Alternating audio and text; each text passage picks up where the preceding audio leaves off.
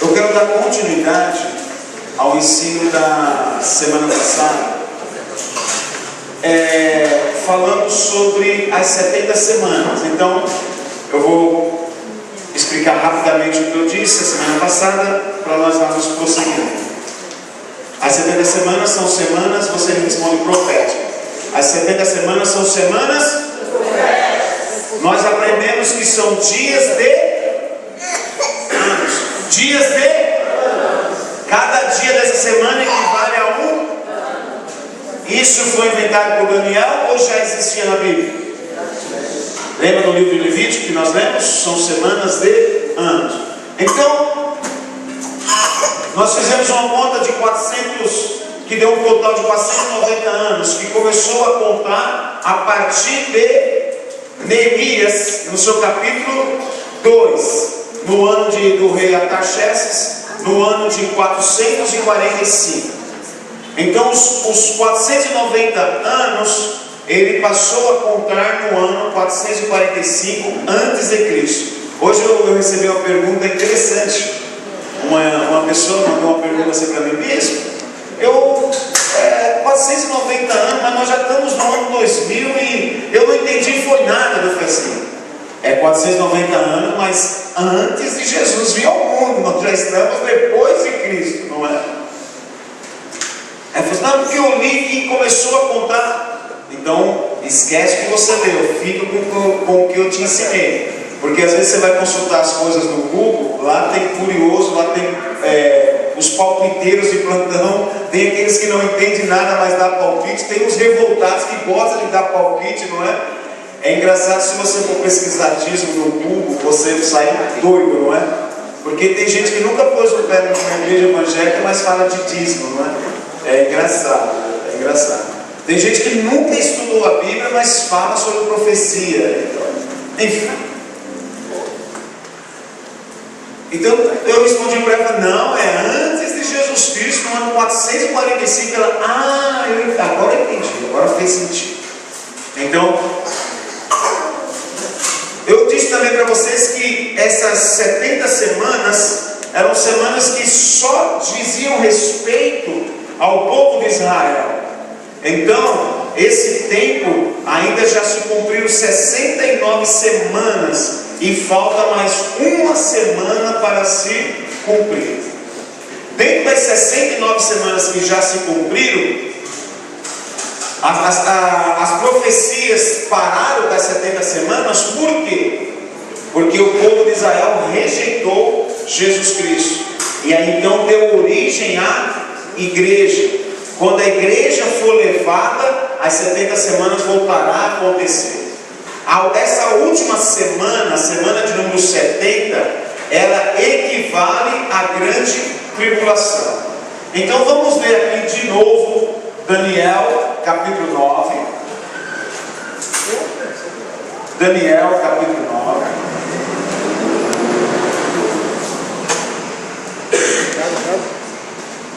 Vamos ler a partir do versículo 25.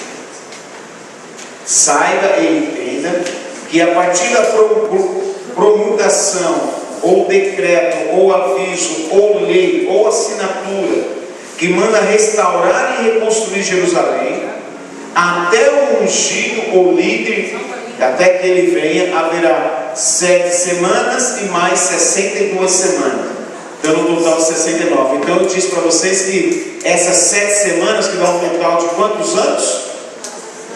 7 vezes 7? 49.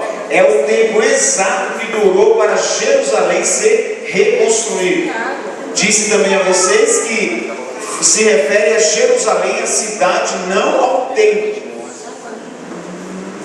Amém? O templo foi reconstruído antes de Neemias, mas a cidade, os muros foram edificados em Neemias. Na Bíblia você acha Neemias, no seu capítulo 2, registra esse fato que Daniel aqui tinha profetizado.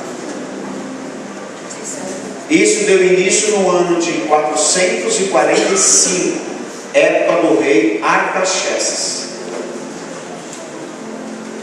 Muito bem. Aí ele diz assim, versículo 26: depois das 62 semanas, o ungido será tirado. Então quer dizer que da reconstrução do muro até a morte do ungido, quem é o ungido aqui? Jesus Cristo. Daniel aqui estava profetizando o dia em que Jesus Cristo morreria, o ano em que Jesus Cristo morreria. Porque, e se você fizer a conta, nós fizemos aqui junto, né? Se você fizer a conta do ano 445 até o ano 33 de nossa época, você vai achar a quantidade de anos equivalente a 69 semanas, que é 69 vezes 7. Se você fizer a conta, você vai achar o número exato. Então Daniel deu a data do ano em que Jesus Cristo seria morto. Agora olha só o que o profeta diz: a cidade e o lugar santo serão destruídos. Isso aconteceu, ele falou que depois da morte do ungido, a cidade seria destruída de novo. E isso aconteceu no ano 70 depois de Cristo, através de um comando de um general chamado Tito. Eu dei alguns detalhes dessa destruição a semana passada, então eu não vou voltar a isso. Só para você entender, essa cidade foi destruída de novo no ano 70 com o general Tito. Agora preste atenção no versículo 27, porque o versículo 27 é um tempo futuro, não aconteceu ainda. Com muitos ele fará uma aliança que durará uma semana. No meio da semana ele dará fim ao sacrifício e à oferta. Ele num dia ou numa ala do templo será colocado sacrilégio terrível, até que chegue sobre ele o fim que lhe está decretado. Olha o versículo 26 no seu finalzinho. O versículo 26 quando tem assim, vamos lá: depois das 62 semanas o ungido será morto, e não haverá lugar para ele. A cidade e o lugar santo serão destruídos pelo povo do governante que virá. Eu falei que o governante na época era o Império Romano, as duas pernas da estátua. Agora preste atenção nessa parte. O fim virá como uma inundação, guerras continuarão até o fim, desolações foram decretadas, desolações foram avisadas. O que o profeta está falando? O profeta aqui, ele está na verdade colocando uma lacuna de tempo, porque ele fala assim: o ungido será morto e a cidade será destruída. Aí ele fala assim: haverá desolações e haverá destruições e guerras até o fim, ou seja, até começar a última semana. Então o profeta aqui está falando que quando terminar a semana de número 69 até iniciar a semana de número 70, será um tempo de muitas guerras. Esse tempo equivale a Mateus capítulo 24, que Jesus disse: quando começar as desolações e a destruição que o profeta Daniel disse a vocês, fique atento, porque o fim estará próximo. E quanto tempo já dura isso? 2019 anos. Dentro desse tempo, desde quando você ouviu falar aí de, vamos dizer, nem vamos falar antes de 1900, vamos falar só de 1900, só das duas guerras, as pestes, as pragas, são tempos difíceis ou não? Esse tempo está ficando mais fácil ou mais difícil? Fica mais clara a pergunta: viver nessa terra está cada vez mais fácil ou está cada vez mais difícil? Você só consegue viver aqui bem se Deus for conosco, sim ou não? Porque senão, misericórdia. Você tem ideia de quantas pessoas desaparecem no mundo por minuto? Quantas mães choram? Quantos pais choram? Quantas famílias ficam sem um membro de sua família? No mundo, por minuto, não é por ano, não é por dia, por minutos. centenas. As pragas estão mais fáceis ou mais difíceis? As doenças. Embora a medicina aumente para curar, parece que as pragas se multiplicam na mesma velocidade ou mais ainda. Sim ou não? Então Daniel falou assim: olha, quando o ungido for morto, até chegar ao fim, serão tempos difíceis.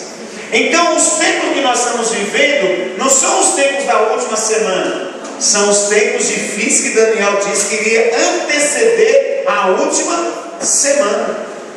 Agora, versículo 27 diz assim: ele fará uma aliança, ou seja, quando começar a última semana, Daniel disse, quando começar a última semana, ele, o homem que vai vir, fará uma aliança que vai durar uma semana. Uma semana, quantos anos são? 7. Quem disse 7? Uma semana é 7 anos? Quem falou isso? Ninguém falou. Quem disse está certo. Eu só perguntei para dizer parabéns, está certo. Vocês ficaram com medo, né? Uma semana exatamente são 7 anos. Então, traduzindo, ele disse: olha, quando começar a última semana, o homem vai surgir, vai fazer uma aliança que vai para 7 anos. Uma aliança para 7 anos. Aí ele diz mais: só que no final dessa semana, na metade dessa semana, essa aliança vai ser rompida. Vamos lá. Eu quero colocar algumas profecias que acontecerão nessa última semana. Mas antes eu quero juntar esse versículo com Apocalipse 11. Abre aí Apocalipse capítulo 11. Eu já disse para vocês que eu amo vocês? Pois é. Eu tenho muita alegria de estar aqui com vocês.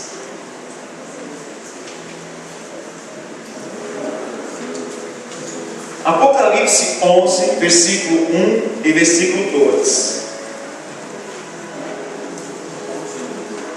Vamos ler o 3 e o 4. Então vamos ler Apocalipse 11, do 1 ao 4. Diz assim: deram um caniço seria uma cana ou uma vara de medir. Essa vara de medir, esse caniço, era uma vara que tinha exatamente 1 metro. Em algumas épocas mais antigas, antes da época de Jesus, tinha 45 centímetros que eles usavam, em vez de usar côvado, usava esses caniços. Mas esse caniço aqui se refere aqui, no caso seria de 1 metro. Uma vara de medir, ele diz: vá e meça o templo de Deus e o altar, e conte os adoradores que lá estiverem. Exclua, porém, o pátio exterior. O pátio era o lugar do templo que não tinha cobertura. Então tinha a cobertura, todo o templo coberto, laje, vamos assim dizer, para você entender melhor. A laje tudo coberto, mas tinha o cercado e tinha uma parte que era do terreno, que fazia parte do templo, mas não era coberto, ficava descoberto. É o que a Bíblia chama de átrio. Toda vez que você ouvir a palavra na Bíblia, átrio se refere a essa parte do templo que não tinha teto, que não era coberto, era descoberto. Exclua, porém, o pátio ou átrio. Tem alguma versão que está átrio em vez de pátio? A sua está? É a mesma coisa. O pátio exterior, ou seja, o lado de fora. Não meça, pois ele foi dado aos gentios. Eles pisarão a cidade santa durante 42 meses. Olhe para mim. 7 anos, quantos meses são?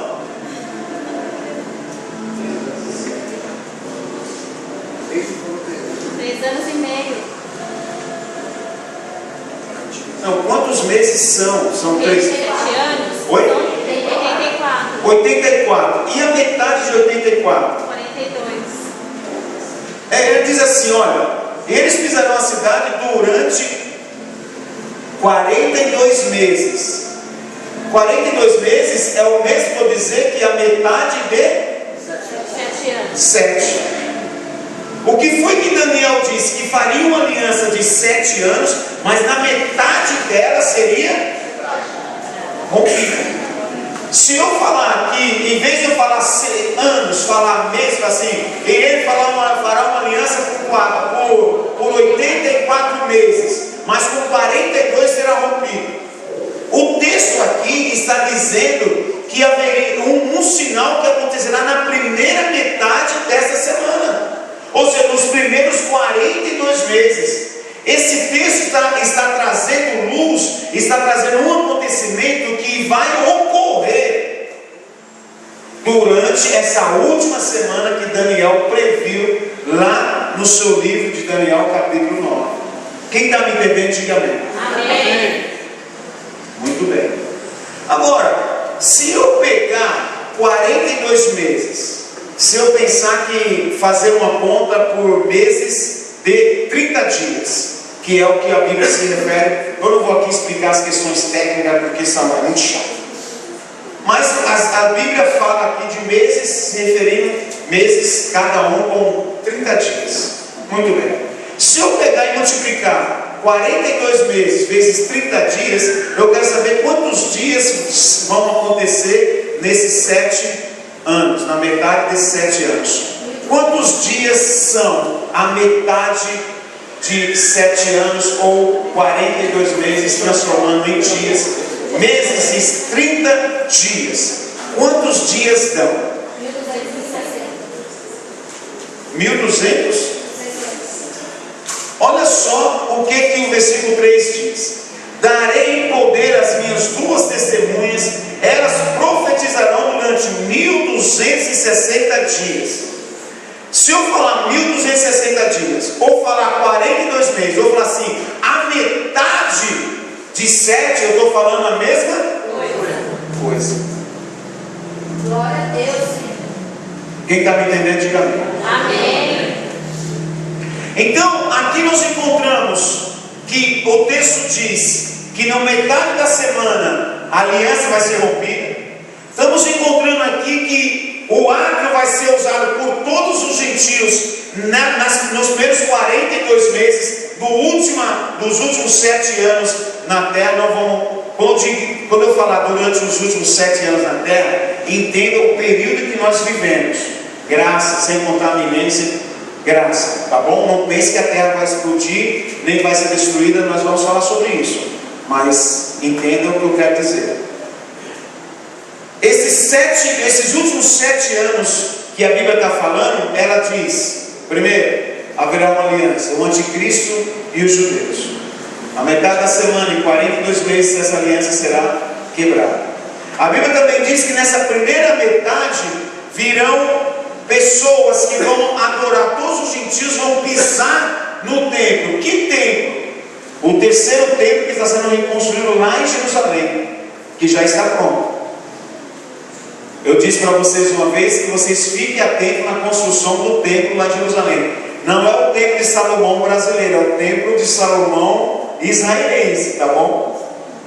O templo de Salomão brasileiro não entra nessa contagem. Também diz que nessa primeira metade da semana virão 2 testemunhas. Versículo 4: essas 2 oliveiras, ou testemunhas, ou candelabros, ou lâmpadas, que permanecerão diante do Senhor na terra, se alguém quiser causar algum dano, da sua boca lhe sairá fogo para devorar os seus inimigos. Eu quero agora juntar de maneira cronológica todas as informações que eu dei para vocês, alternadas. Vai surgir um homem na última semana, ele vai surgir logo depois do arrebatamento da igreja. Porque quando a igreja for arrebatada, começará a contar a última semana. Porque Deus voltará a tratar com Israel como nação. O anticristo, a besta que surge do mar, fará uma aliança com Israel para ter uma duração de 7 anos. Nessa ocasião, os gentios, o que é gentios? Todo mundo que não é judeu. Que o que a Bíblia chama de gentil é brasileiro, escocês, alemão. Todo mundo que não é gentil, a Bíblia contempla, a Bíblia chama. Todo mundo que não é judeu, a Bíblia chama de gentil. Eles irão para Jerusalém, porque serão obrigados a ir para lá. Irão prestar culto. Vão pisar no lugar, no átrio, essa parte, essa terceira parte do templo, ou a parte não coberta do templo. O que tem dentro desse átrio, nessa parte não coberta do templo? Tem uma peça chamada altar de holocausto, e um pouquinho mais recuada, quase entrando na porta do templo, na parte coberta, tem uma outra peça chamada pia, ou a grande bacia de bronze. Muito bem. O altar de holocausto é para se oferecer sacrifícios a Deus pela remissão dos pecados. Nesse tempo, Israel voltará a realizar os seus sacrifícios, e os gentios vão para lá.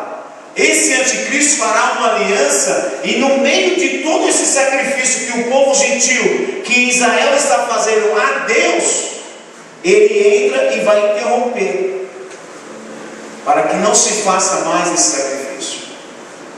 Em vez das nações começar a fazer sacrifício para Deus, vão começar a fazer sacrifício para a besta.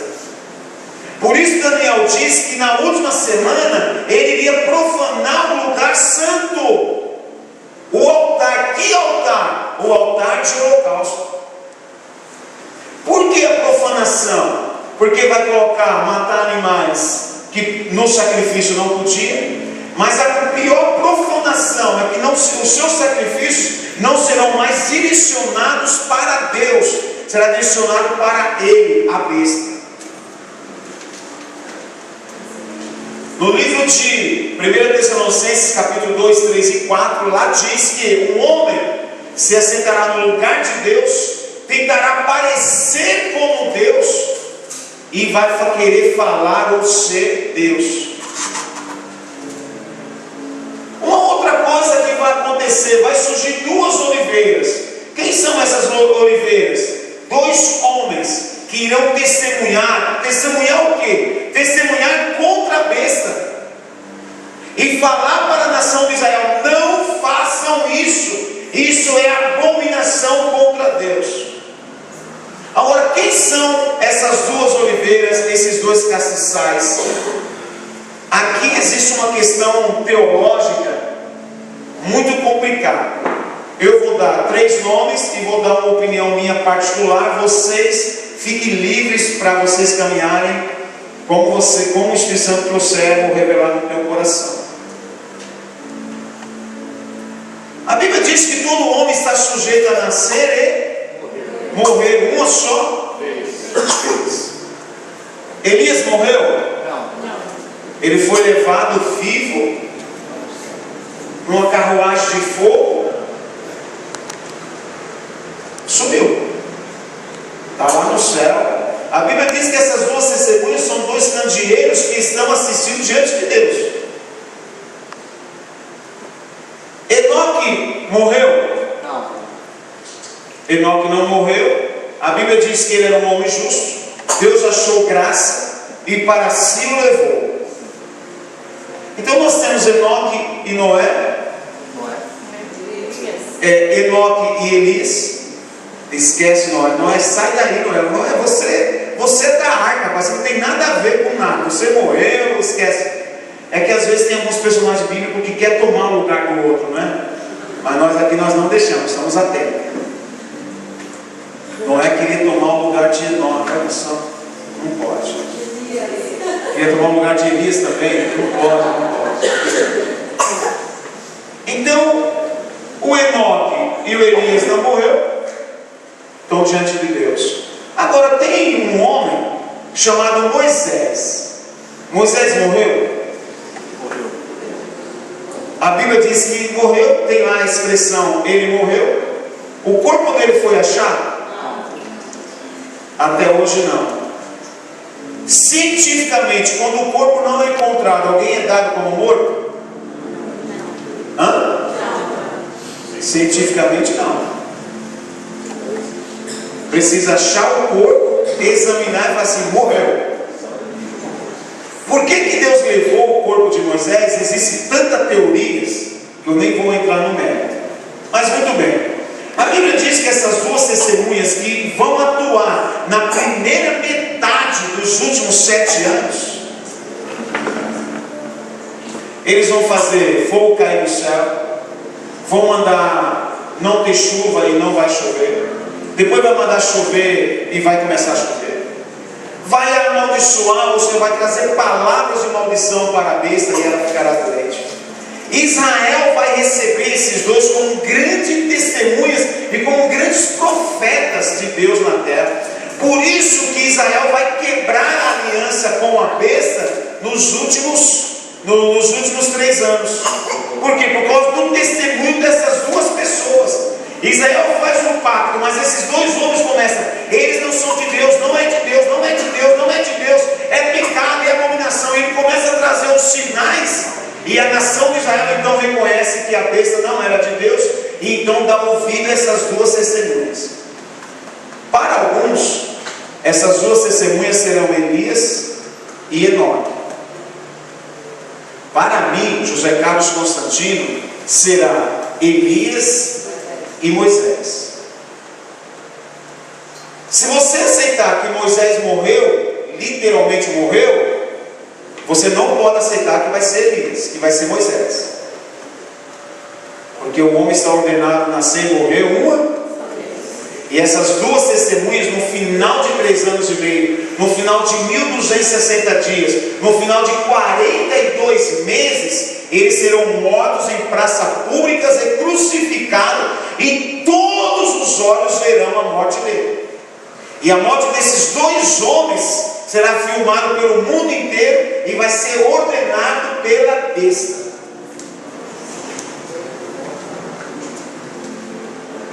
Então, se Moisés de fato morreu, ele não pode ser. Agora, se você aceitar essa dúvida razoável de que o corpo não foi achado, por isso é difícil dizer que morreu, então, se você acreditar que Moisés de fato morreu, está com o Senhor, então as suas duas testemunhas têm que ser Moisés, tem que ser Elias e Enoque. Se você achar uma dúvida razoável de que Moisés pode ser que não tenha morrido, então pode ser Elias e Moisés. Tudo bem? Já vou deixar vocês fazerem perguntas, porque eu estou vendo tanta dúvida.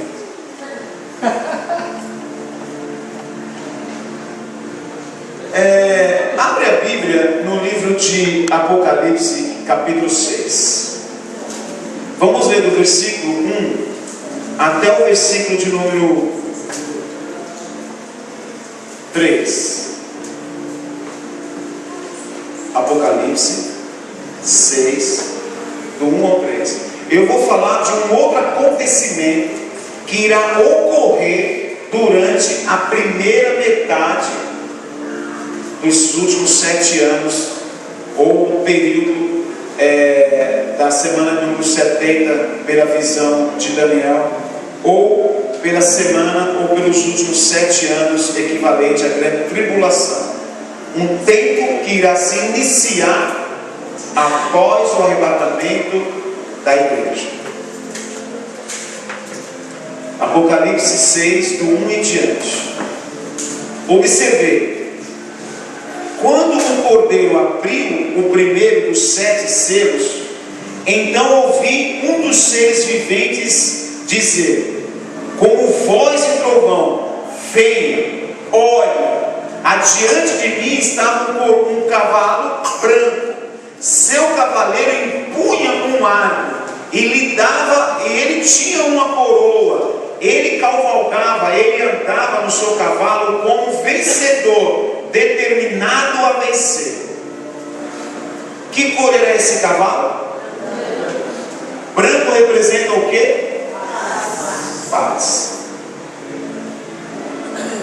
Preste atenção no que eu vou dizer, porque se você for aprofundar-se nos estudos de escatologia, o que eu vou te dizer vai te ajudar muito. Muitas pessoas que apenas lê a Bíblia dizem que esse cavalo branco ou esse cavaleiro do cavalo branco, representa Jesus Cristo. Mas isso não é verdade. Preste atenção, um pouco mais cuidadoso na leitura. Observei quando o cordeiro abriu o primeiro dos 7 selos. Quem é o cordeiro? Alguém tem dúvida de que o cordeiro que foi morto e ressuscitou é Jesus Cristo? Alguém tem dúvida sobre isso? Então quem estava abrindo o livro? Jesus. Como era esse livro?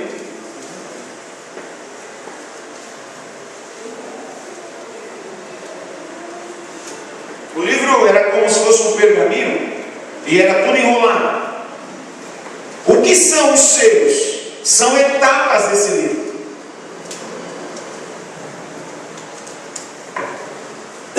O livro todo enrolado. Quando desatou o primeiro selo, quem desatou o primeiro selo? Jesus. Quando ele desatou o primeiro selo, saiu o que de lá? Um cavalo branco. Esse cavalo, o cavaleiro era vencedor. O texto diz que saiu andando e cavalgando como se fosse. E tinha uma determinação, uma vontade. Mas só porque você tem vontade que às vezes você vai conseguir? Então o que parece não é. Jesus parece que é vencedor ou ele é vencedor? Ele é vencedor. Então quando abre-se esse primeiro selo, Jesus está atrás do livro. Como é que ele pode estar atrás do livro e ao mesmo tempo ser o cavalo? Esse cavalo branco, ele só tem uma pessoa capaz de ser. Quem é? A besta. E por que branco? Porque branco é paz. Branco é paz. Eita, povo inteligente, isso mesmo. Toda aliança, quando é estabelecida, existe paz ou guerra? Já se faz aliança para que se tenha paz. E quem fez uma aliança para durar 7 anos? A besta. E durante 3 anos e meio essa aliança vai, depois de 3 anos e meio ela vai ser quebrada, mas durante os primeiros 3 anos e meio ela vai ser respeitada. Enquanto ela for respeitada, haverá. Então esse cavalo branco só pode ser uma pessoa, a besta, que fará uma aliança de 7 anos, e que nos primeiros 3 anos e meio haverá uma imagem, uma aparência de paz. Ele terá determinação para que essa paz dure, mas as 2 testemunhas não permitirão. Os filhos de Deus que não forem arrebatados, por exemplo, você que está aqui me ouvindo, o arrebatamento vem, eu vou embora, eu e o Cristo. Amém? Os demais ficam na grande tribulação e não aceitam a besta, faz oposição à besta. Amém? Sim ou não? Quem falou sim aí?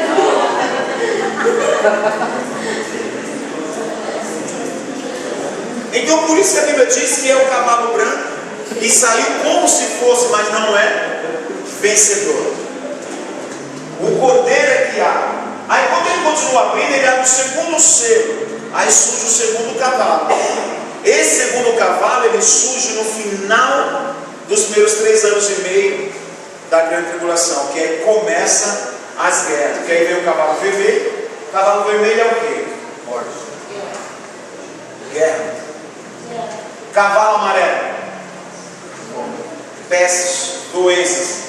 Se você ler na história, depois de toda a guerra, acontece o quê? Doenças, pestes, destruição, por causa da matança em massa. Novos vermes, bactérias, sujo. Tanto é que antigamente, quando se fazia guerra, as pessoas faziam o quê? Juntavam todos os cadáveres, aquelas valas coletivas, e colocavam fogo. Por quê? Porque senão, quem morreu mataria o restante dos que ficaram vivos através das pestes, das doenças, que isso é comum. Então, como surge a guerra, automaticamente vai surgir novas doenças, piores do que as que existem hoje. Tudo isso quando? Da grande tribulação.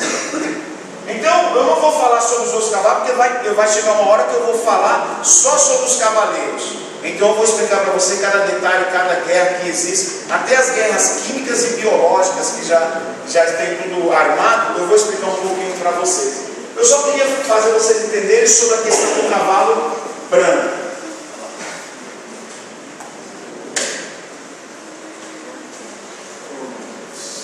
Vamos lá.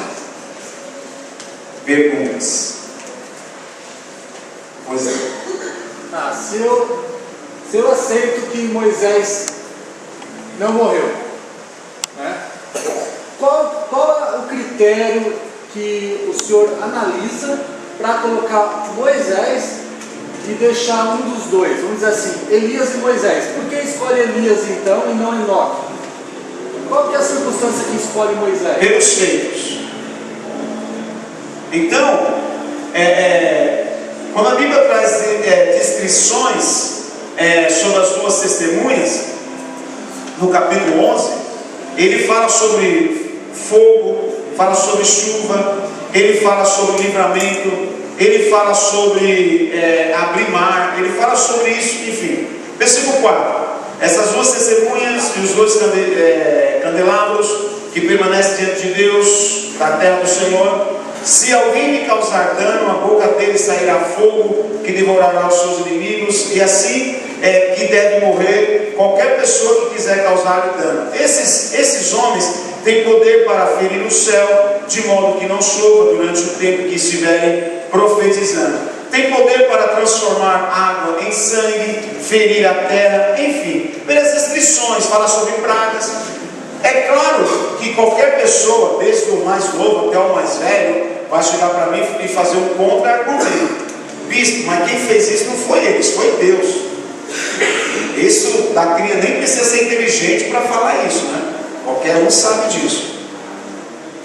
Mas quando eu leio relatos na Bíblia, sempre traz características sobre alguém. Por exemplo, quando Deus fala que João Batista veio no espírito de Elias, ele está falando sobre A mesma característica de ministério, com a mesma unção, com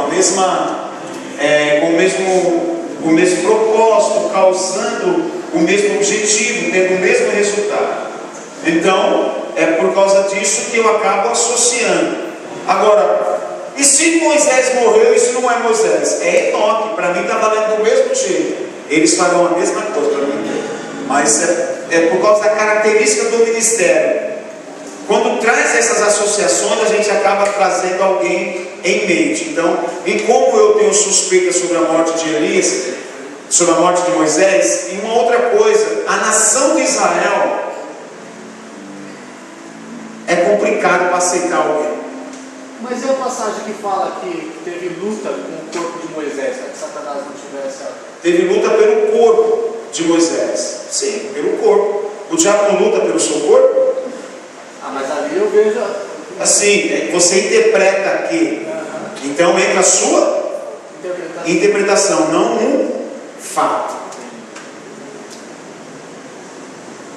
É só uma observação, se a gente reparar também que Jesus Cristo conversou um monte com Elias e Moisés, que naquela época estavam representando, Moisés representava a lei, né?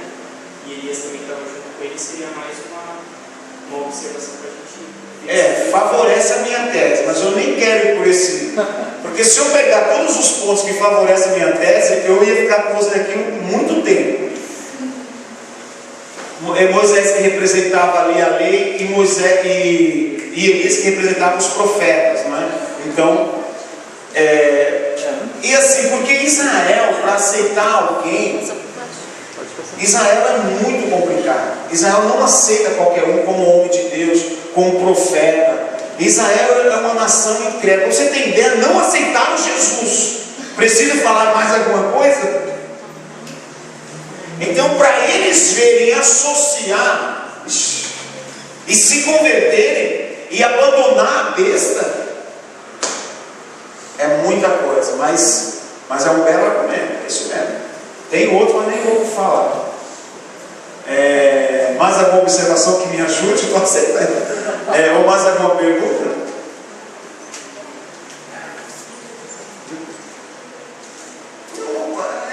Você não quer perguntar por quê? Não entenderam nada ou ficou tão bem claro que não ficou dúvida sobre nada? Ficou claro? Que consolo, meu Maria, obrigado. Só a expressão que podia falar isso.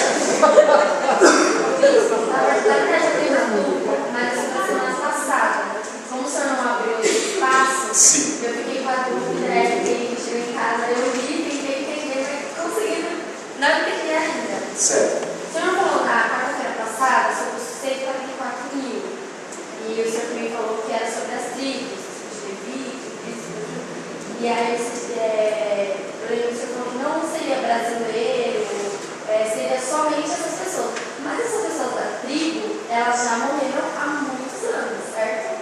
Aí eu fiquei com isso na minha cabeça. Não. Morreu os patriarcas. Os descendentes. Exatamente, são eles, os descendentes dele. Posso te contar um segredo? Vocês lembram quando Saul falou assim: o homem que destruir esse gigante, ele, sua descendência, seus filhos nunca mais pagarão impostos? Os descendentes de Davi até hoje não pagam imposto em Israel. É lei. Porque se tem uma coisa que Israel guarda, genealogia. Quando você lê Mateus capítulo 1, e você lê lá toda a genealogia, as 14 gerações, mais 14 gerações, você fala assim: nossa, o cara inventou, né? Não, é registro de cartório. Eles têm isso desde quando o seu pai, Abraão, foi chamado para se tornar pai de uma grande nação. É registro de cartório, não tem como, não foge disso. Então, quando a Bíblia está discriminando isso, é deles, e é deles, e é deles. E, por exemplo, eu acho que não sei dizer quantos meses, mas um tempo atrás, da tribo de Dan, alguns voltaram, alguns descendentes voltaram para Israel. E teve parada, foi feriado, eles foram celebrar, porque acho que eram 7 famílias da tribo de Dan, e em Israel não tinha nenhum morador da tribo de Dan. Eles voltaram de outros países, Israel inteiro sabia que eles eram descendentes da tribo de Dan. E voltaram para Israel. E foram recebidos em festa. Então, essa questão da cronologia, essa questão da genealogia, eles guardam muito. Então, não se perdeu. Não se perdeu, está muito bem preservado. Registros. Tá bom? Mais alguma pergunta ou observação? Fica à vontade.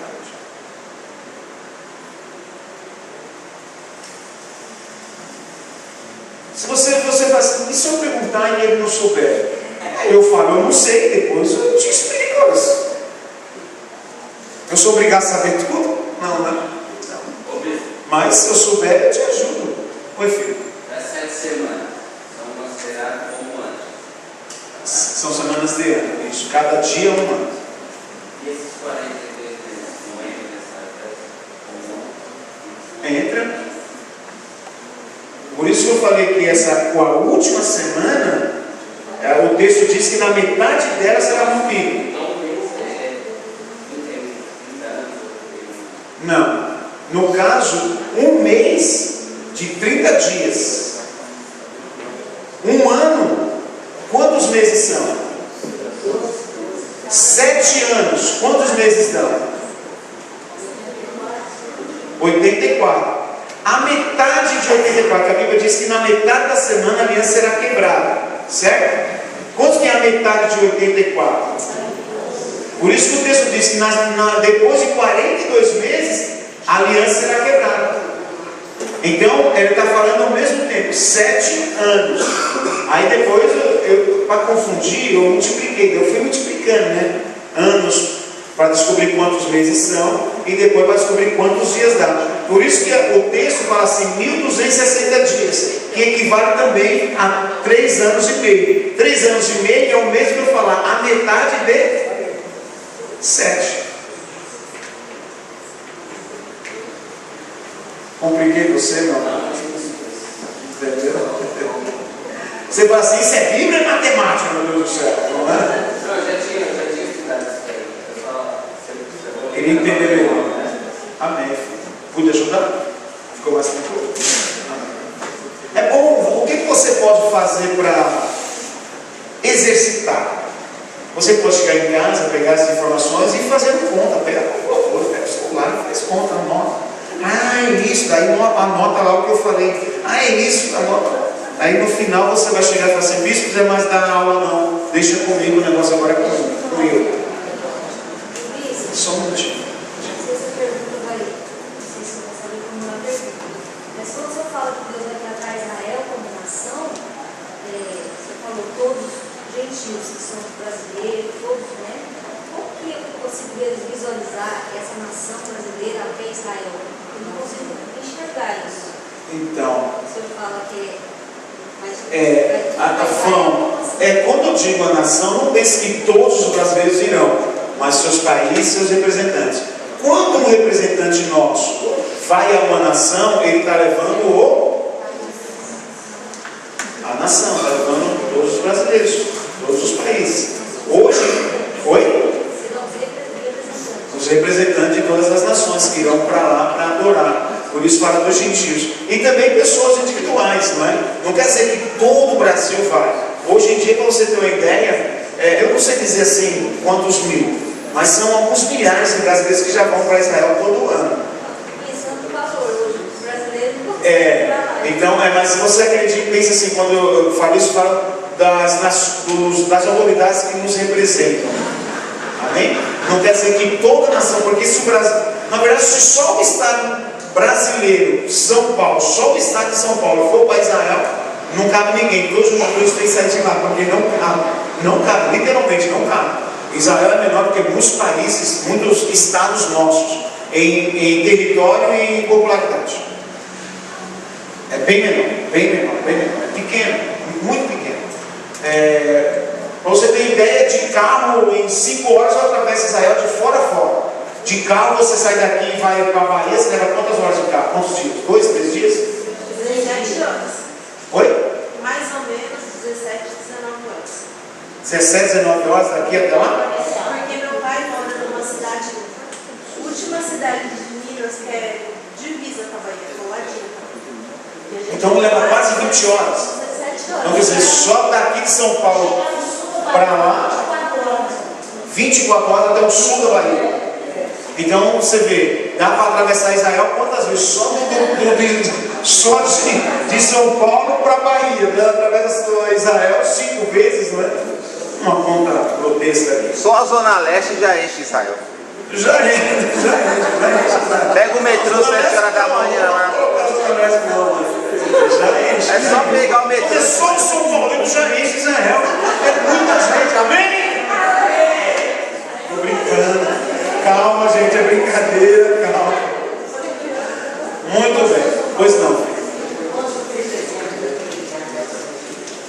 Sim, o livro, Soltando os Molhos, tá? Cavalo branco. Quem estava lendo era Jesus e o cavalo branco era a besta. Mas como que a besta sai do mar e estava lendo o cavalo? Eu entendo. Mas de uma... Não, chegamos. Mas a senhora entenda que o livro é a escrita, é o registro, é a profecia. E o cavalo branco é a imagem que foi usada. Então, quantos livros você lê que tem imagem? Imagine que aquela imagem, aquela figura de cavalo branco saiu dele para explicar ou ilustrar aquilo que estava escrito. É do mar, literalmente, e na verdade nem sai do mar. Sair do mar também é uma linguagem figurada. Por exemplo, o que é uma linguagem figurada? Eu falo assim: Jesus Cristo é a porta. Jesus é uma porta mesmo? Aí quando eu digo uma linguagem figurada, um exemplo. Porque quando eu falo Jesus é a porta, eu quero dizer o quê? Jesus é alguém que a gente passa por ele para chegar até Deus. A mesma coisa. Aí eu falo, a besta que vem do mar. É uma linguagem figurada. Por que mar? Porque mar representa multidões, nações. Então é uma besta que tem um poder político de influenciar as nações. O mar. Isso, exatamente. Não é literal.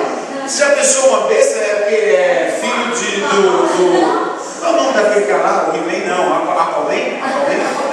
É filho de Aquaman? Muito. Mas é uma linguagem figurada. A Bíblia, principalmente Apocalipse, escatologia, fala muito sobre linguagem figurada. Nós, quando falamos sobre Jesus na linguagem figurada, a gente entende bem. A gente fala assim, Jesus Cristo é o caminho. Alguém já pisou em Jesus aqui?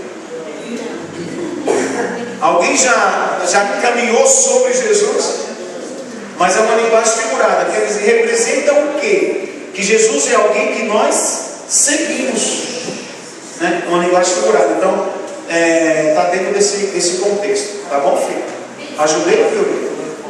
Ajudou?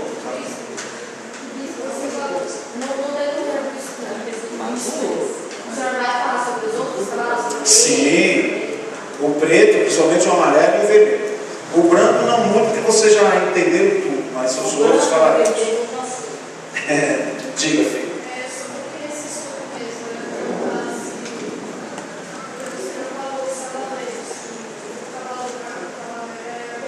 Sim. Eu não falei, mas guarde bem isso, porque quando eu começar a falar, eu vou puxar esse assunto de volta para você conectar e ligar tudo, tá bom? Aí eu vou explicar, daí eu vou falar melhor por que cavalo e por que o cavaleiro, tá? Porque hoje nós não vamos falar disso, mas falaremos posteriormente. Obrigado pela observação. Exatamente, é isso mesmo. Ô, glória! Sabe tudo sobre cavalo e cavaleiro. É isso mesmo. Amém? Fique de pé, por favor.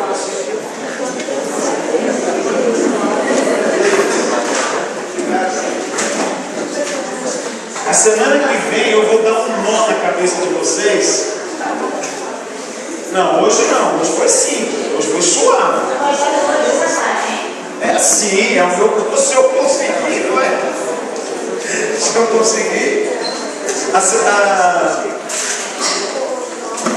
semana que vem eu quero falar sobre o encerramento dessa semana. Nós falamos muito sobre o início e o meio dessa última semana profética de Daniel. Eu quero falar sobre o final, que vai falar um pouquinho sobre os cavaleiros.